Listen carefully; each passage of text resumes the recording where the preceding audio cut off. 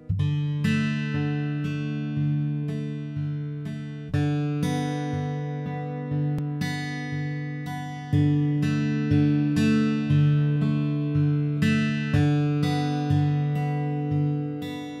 дами и господа, добре дошли на днешното ни събитие, което е посветено на решенията на Коника Минолта, посветение на управление на печата, управление на документи и тяхното съдържание.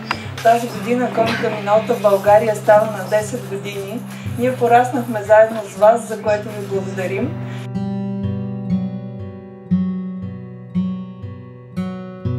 Очакванията на клиентите и техните нужди се промениха изключително много. Докато преди 10 години продавахме устройства и бяхме хардуерен доставчик, ние също се променихме и в настоящия момент сме компания, която предлага повече услуги и софтуер с цел да отговори на нуждите на нашите клиенти. Това, което клиентите търсят, е по-голяма прогнозируемост на техните разходи, надежден доставчик, на който да се доверят и съобразени с нуждите им решения, които да отговорят на точно техните изисквания.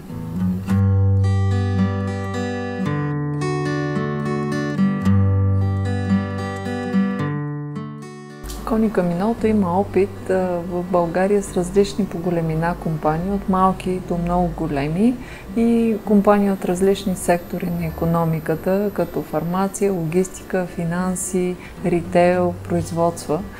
Тоест, компаниите, където има документи, имат нужда и от решенията, които ние предлагаме, защото те им осигуряват спокойствие на работа и възможност да се съсредоточат върху своята основна дейност, а не да внимават за това дали устройствата им работят, докъде е стигнал даден документ, какви са им разходите тази година, следващата година, от непредвидени събития и така нататък. Един от големите ни проекти е проектът ни с Mobiltel, проект в национален мащаб с повече от 300 локации и ние сме доставчика, който осигурява услугата печат на тази компания. Представител на друг сектор е Lufthansa Technik, също изцяло аутсорснат печат към Коника Минолта, компании като Телерик, като Спиди, като Шенкер, компании в фармацевтичния сектор като Софарма, Тева.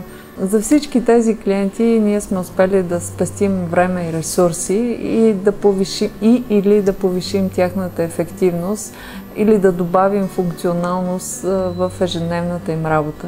Имаме над 200 клиента, които са се възползвали в България от нашите услуги по оптимизация на печата и те, слава Богу, са доволни от това, което им предлагаме като услуга.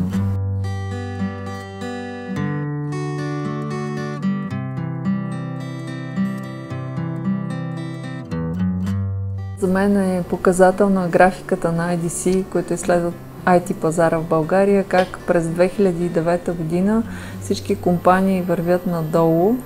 След това Коника Минолта тръгва нагоре, докато останалите доставчици или запазват нивото си, или леко поемат път надолу.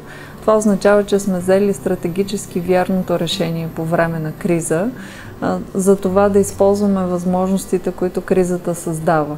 Офисите в страната ни позволяват да осигурим в национален мащаб една и съща услуга с едно и също качество и да обслужваме клиенти, които са с национална структура.